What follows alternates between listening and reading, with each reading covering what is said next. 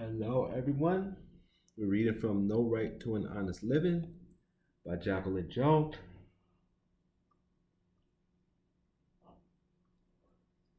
And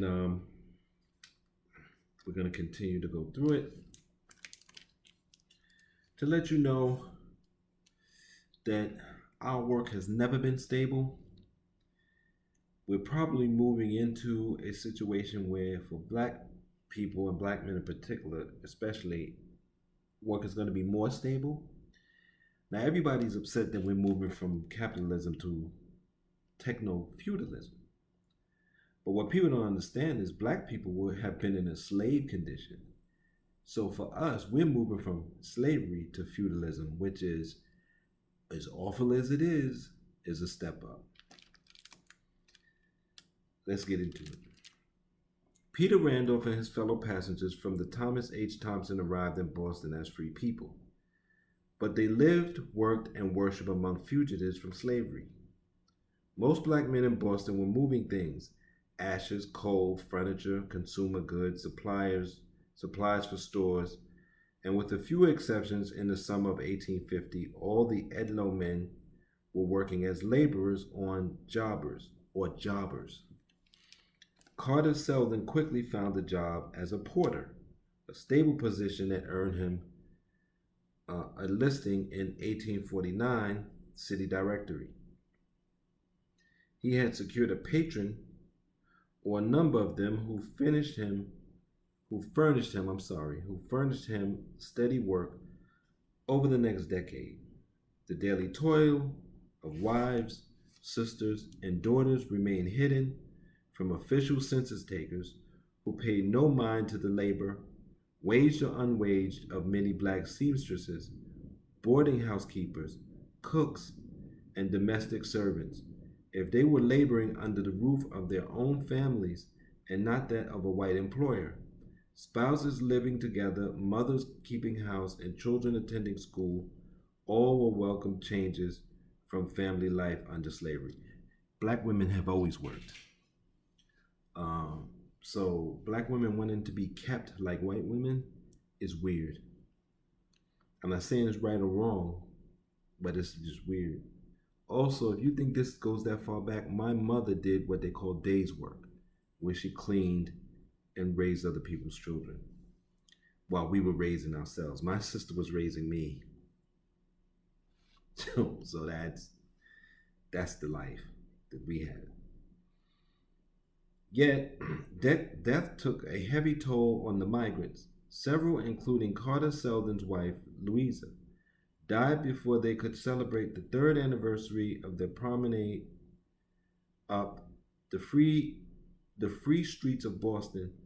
Selden then married Sarah Hazard of Kingston, Rhode Island, and together they had two daughters in short order: Agnes, born in 1848, and Mary in 1849. A third daughter, Elizabeth, born in 1850, lived only 5 weeks. Carter also lost his former mother-in-law and his children, their grandmother, when Lucy, his former mother-in-law and his children, their grandmother, that's a weird sentence, I don't understand.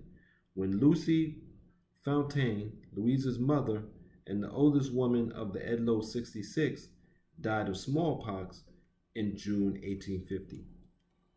Peter and Amelia Randolph had endured several tragedies since their decision to travel north: the deaths of Abby, the deaths of baby Harriet, and Peter's brother, 22-year-old Richard, and 10-year-old James. Sustaining the Randolphs during this early period was their connection to the 12th Baptist Church, which included many migrants from Virginia, some born free and others enslaved. On Sundays, they sang Baptist hymns and heard the cadences of the Reverend Leonard Grimes. His sermons echoes of their worship services in the brush arbors of the Mount Pleasant plantation. The pastor also officiated at the weddings of several Edlow migrants. marriages, new babies, and baptism, no less than the deaths of several of the original migrants, marked the intermingled joy and sorrow of those first few years in Boston. Grimes himself proved to be one of Boston's most resourceful fugitive assistants. Born in 1850 in Leesburg, Virginia, to a free woman of color, he had developed his own drayage business. In 1839, he was arrested, convicted, and jailed in Richmond for trying to help an enslaved family escape to the north. Released in 1840, he became an ordained Baptist minister, and 6 years later, he moved his family to New Bedford. In 1848, he answered a call to preach from a small splinter group that had separated from Boston's independent African church. His wife Octavia, born free in Washington, D.C. in 1820, became his lifelong partner in sustaining 12th Baptist. Ignoring the dictates of the NEFA, which opposed rewarding slaveholders with the purchase price for their human property, 12 Baptists sponsored fundraisers to buy fugitives from their owners, as well as fugitives' families still in the South. For his part, Leonard Grimes had no compunction about descending from the pulpit and injected himself into two spectacular 1851 rendition cases. These people wasn't no joke. We knew black people like this, man. Oh my gosh. In the 21st century, with the tools we have, it would be amazing. The first case centered on Shadrach Minkins, 37, who was still wearing his waiter's apron when he was arrested at Harvey Parker's Court Square restaurant on February 15th. In what was now a familiar scenario, Minkins had saved enough money from working in Norfolk to make his way north aboard a Boston Brown vessel. The flagrant law-breaking by the Boston Vigilant Committee members who had masterminded the craft's successful escape to England in 1850 had infuriated federal and local authorities alike. One of Boston's 6 federal commissioners, George Ticknor Curtis, was now hoping to make a national example of Minkins deep in the heart of radical abolitionist territory. Boston, they say, is still a racist city. But hell, New York City is racist. Everybody, everywhere. You can't escape it in this society. Even though we all know race is not real, racism is practiced. And that to me makes us insane. That's why you always hear me saying this is an insane society. It was built on insanity and is still maintaining it. And we're maintaining it more than the ruling class is. As soon as Minkins was taken into custody, the BBC distributed handbills announcing the arrest and urging local businesses not to serve the professional slave catcher who had pursued him. The afternoon of his arrest, he was marched across the square from the restaurant and into the courthouse, where the Reverend Grimes took his place next to him, providing moral support for one of his own congregants. Then about 20 men rushed into the courtroom, and before the astonished officials could act or react, the rescuers had hustled Minkins down the steps of the building and thrust him into a waiting carriage. With the aid of supporters, he eventually made his way to Montreal. Robert Morris Louis Hayden and John P. Coburn facilitated the escape. Boston Mayor John P. Bigelow, together with merchants of the slave provisioning trade, Howe, convinced that Boston's loss of expert business to Southern planters would be New York City's gain. The Savannah Republican joined in the chorus of outrage. The city of Boston is a black speck on the map. A black speck on the map. Disgraced by the lowest, the meanest, the blackest kind of nullification. The conservative Boston city establishment resented the way renditions disrupted the social order and hoped both protests and arrests would soon end. The sea captain Austin Pierce ridiculed the mayor, the board of aldermen, and the common council. They plumped themselves down on their knees, he said, to better prostrate themselves before the federal authorities and southern stealers of flesh, and hold up their cheeks both sides at once to be smitten and spit upon.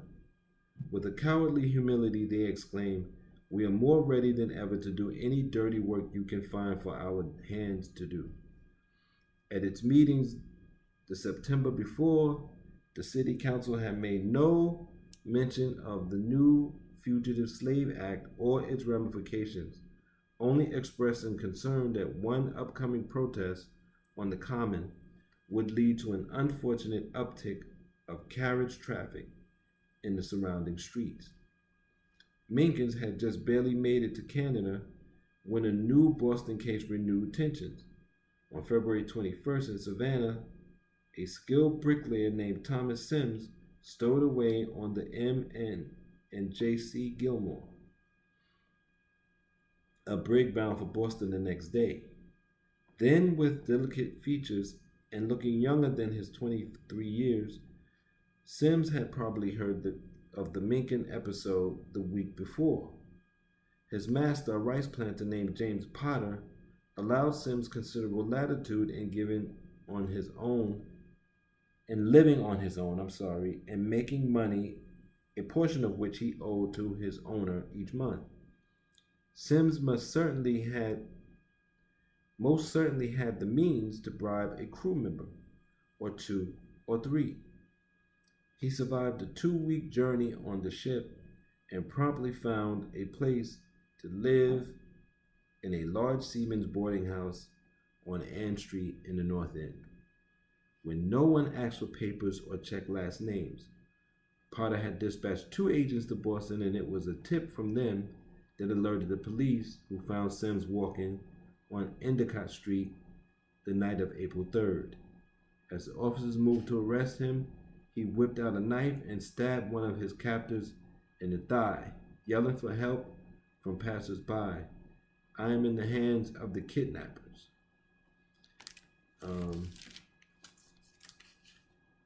This is why we should never allow slavery as human beings.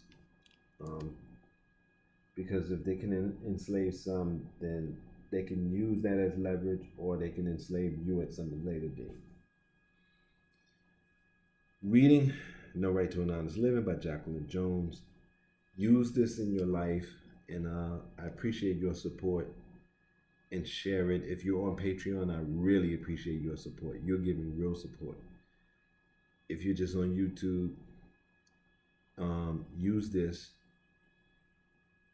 and make better decisions, and try to be safe.